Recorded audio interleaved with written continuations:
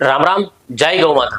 सरकार बड़े बड़े विज्ञापन देती है, विश्व गुरु बनने के दावे करती है, लेकिन जब हम डेटा की गहराई में जाते हैं तो पूरी व्यवस्था चरमराती हुई दिखती है। द गेम ऑफ नंबर्स, सरकारी आंकड़े बनाम कड़वी हकीकत। सबसे पहले बुनियादी आंकड़े को समझते हैं, जो सरकार के UDISC पोर्टल और संसद की रिपोर्ट में दर्ज है कि सरकारी स्कूल भारत में कुल 14.71 लाख स्कूल है, लेकिन इनमें से लगभग 69% यानी कि करीब 10.1 लाख सरकारी स्कूल है। छात्र का नामांकन देश में करीब 24.69 करोड़ छात्र है, लेकिन चौंकाने वाली यह बात है कि 69% सरकारी स्कूल होने के बावजूद देश के केवल 50% बच्चे ही सरकारी स्कूलों में पढ़ते हैं।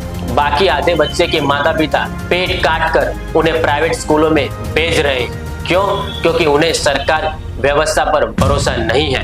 सरकार संसद में दावा करती है कि लगभग 8.5 से 11 लाख बच्चे मुख्य धारा से बाहर हैं, लेकिन इस साल आर्थिक सर्वेक्षण, इकोनॉमिक सर्वे और PLFS की रिपोर्ट ने सरकार की पोल खोल दी है। रिपोर्ट के मुताबिक 14 से 18 वर्ष की उम्र के करीब 2 करोड़ किशोर स्कूल से बाहर हैं। कक्षा फर्स्ट में एडमिशन लेने वाले हर 100 में से केवल 62 बच्चे 12 तक पहुंच पाते हैं। बाकी के 38 बच्चे बीच में ही सिस्टम का शिकार होकर गायब हो जाते हैं। अब आते हैं आपके सबसे महत्वपूर्ण सवाल पर, सरकार शिक्षा पर कितना बजट देती है और असलियत में जमीन पर क्या मिलता है। केंद्र बजट में शिक्षा मंत्रालय को 139.289 करोड़ रुपए आवंटित किए गए हैं, जो अब तक का सबसे बड़ा आवंटन बताया जा रहा है। इसके अलावा राज्य सरकार भी अपना बजट देती है। कुल मिलाकर भारत की अपनी GDP का लगभग 4.3% शिक्षा पर खर्च करता है, जबकि खुद सरकार की राष्ट्रीय शिक्षा नीति 2020 कहती है यह कम से कम 6% होना चाहिए। जमीनी असलियत, लीकेज एंड रियलिटी, इस पूरी भारी भरकम बजट का लगभग 80.85% हिस्सा केवल शिक्षकों और स्टाफ की सैलरी, पेंशन और पुराने प्रशासनिक खर्चे ही खत्म हो जाती।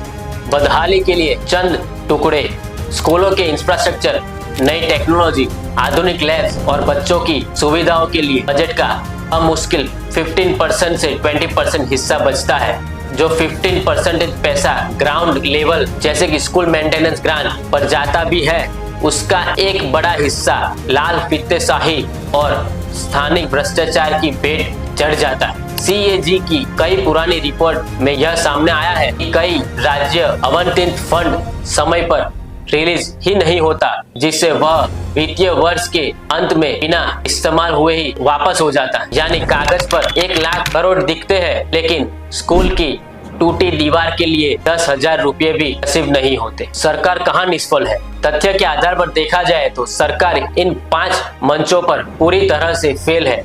फर्स्ट, स्कूलों की अविवेकपूर्ण विलय। नीति आयोग के सुझावों पर सरकार ने एक नया तरीका निकाला है, जहां बच्चे कम हैं उन स्कूलों को बंद कर दो या दूसरे स्कूल में मर्ज कर दो। हाल के वर्ष में देश में हजारों प्राथमिक स्कूल बंद कर दिए गए। इसका नतीजा क्या हुआ? ग्रामीण इलाकों में स्कूल दूर हो गए और परिवहन व्यवस्था न होने के कारण गरीब बच्चे, विशेषकर लड़कियों ने स्कूल जाना छोड़ दिया। आप इस विषय पर क्या सोचते हैं? क्या आपके आसपास के सरकारी स्कूलों की हालत भी ऐसी है? नीचे कमेंट करके जरूर बताइए। राम राम, जय गौ माता।